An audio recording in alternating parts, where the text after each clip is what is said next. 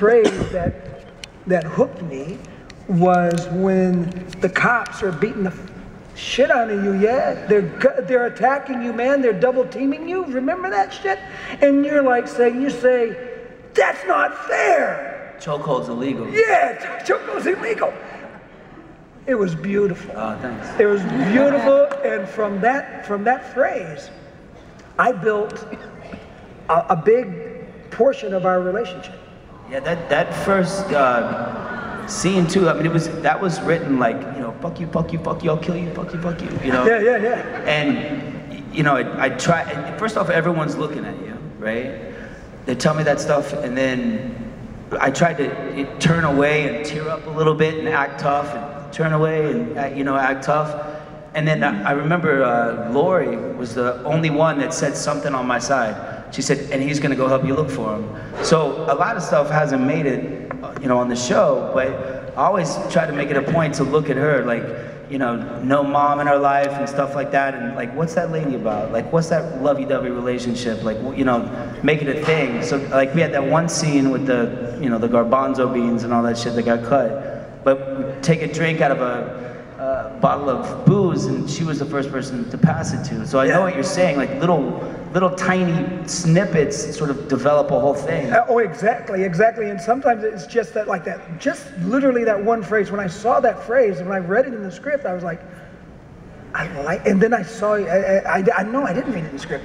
I saw you do it. And I was like, it was so telling. I mean, because it was just so telling. Yeah, because you know these brothers fought tooth and nail all their lives, and they're like, yeah, I'm smacking you upside your head, you're kicking me, you wait until I turn my back and then you like hit me with a spoon or something. I don't know. You know, like brothers. Not a spoon, a knife. A knife. But you know, that brings up a good point, is that there are also, you know, we prep the shows in 8 days, we shoot in 8 days. Invariably, sometimes the show edits are supposed to be 44 minutes, they come in long, and then scenes have to get cut out. So it's unfortunate that there are times when the directors put their cuts in and the producers have their notes, and then it goes to the network. So sometimes scenes that we all believe will be in there, and then you watch the show. In episode 5, the episode after Lori dies, there's a great scene between Daryl and Maggie when they leave the prison and they're going to find formula. And it was a moment where you had an opportunity to digest Lori's death and share with Daryl about Carol. And that scene never made it into the episode. It's a great scene. It'll be on the DVD, I hope. Yeah. She's so good in that. But that scene was fantastic, and I was really upset that it didn't make it. Yeah, it doesn't all make it, I guess, but it's a good reason to get the DVD. So when a scene like that happens and it doesn't make final cut, but it ends up on the DVD, does it become part of the canon? Is it essentially in the story, or do you guys treat it as that didn't happen? It's hard to say, because once the episodes are assembled, it's sort of a separate thing. Right. And well, you know, I mean, it's all happened.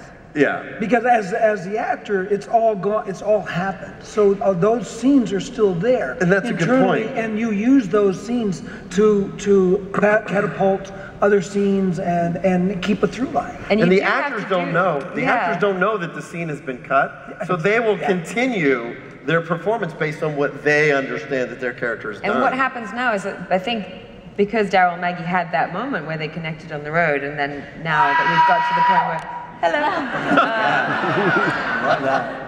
you feel so much more like a family member to me, and now that you're leaving, and that, you know, us pleading with you to leave, and it informs things for us that you'll feel when you watch, and you won't need to know that it's there, but totally. Thank you. So let's talk about two things then.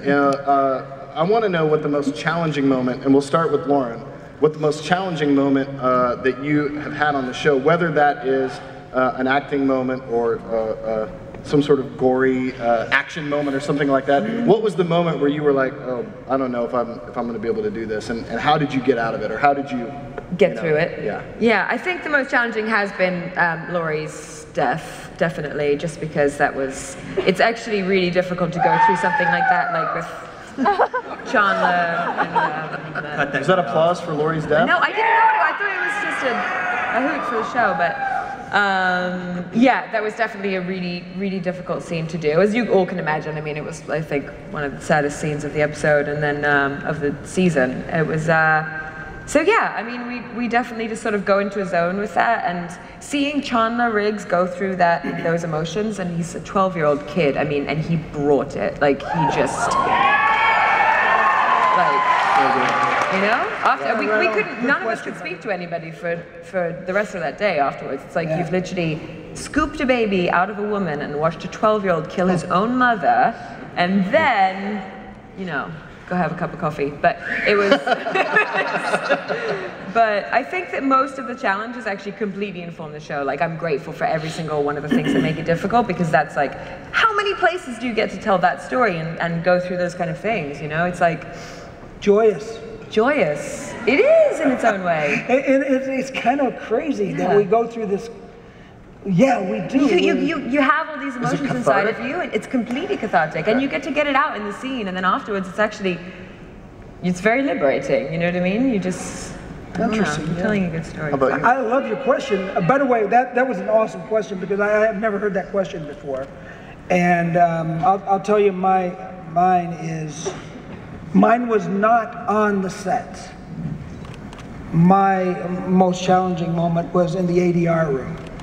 No, it happened 3 days before the ADR session. I had done the rooftop scene, the monologue, where when I'm, you know, been out there, no food and water for 3 days. I'm dying. My brain is fried, and you know. But what happened in the show? Huh? Shut up, woman. But anyway, you know, you do that scene, and then it's you know, it's good. We did it. We don't ever have to go back there. Thank God. Yeah. We don't ever have to go back there. That's why I like film work. You know, you do it, you give it your all, you know, 100%, and you never have to go back. Not true. Frank Darabont called me and said, Michael, I'm going to apologize to you first off.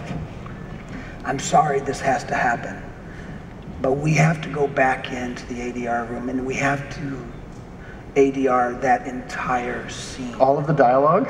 And I'm like, what scene are you talking about? And he says, well, the rooftop scene, there was a train running through the entire sequence of the scene. And I'm like, I'm numbed. And I'm like, what? And he says, yeah, I'm really sorry, dude. And can you come in and I'm gonna give you a couple of days to prepare for it. And I'm saying, well, thanks. I mean, F-U-C-K, right? Sorry about that 12-year-old. I get to the ADR, and I just don't know how to do this. I go to the ADR room, and I end up, we spent 6 hours trying to get it. Every word had to be redone. And I got back home, and I emailed Frank Darabont, and I said, dude, I have to apologize. Never in my career I have ever not gotten it. I could not get it. You didn't think that your voice performance was as good as that? No, I said, I'm so sorry. I said, everything, I know we got it, technically we got it, but there is no way in hell. They don't want Merle to get sensitive. There was no way. That was rad. But there was no way I could get back to that moment. Right. You know? Yeah. It's just technically impossible. Not only are you doing the lines again, but you're matching up. You know, I had to do that I had to do that in episode 2. When I think Herschel's dying, there was a huge part because Scott's breathing is very heavy. It's ridiculous. But it's actually the cutest thing because Scott has a deviated septum. So we don't care about Scott. He was actually not snoring. But it's true though. You can't. It's impossible. Right. So he said, no matter what, we'll try to save as much as possible. And I'm like, okay, you know. And he called me back 3 days later, and he said, oh God, by the way, I forgot to tell you, they had done it. they said, we saved every single word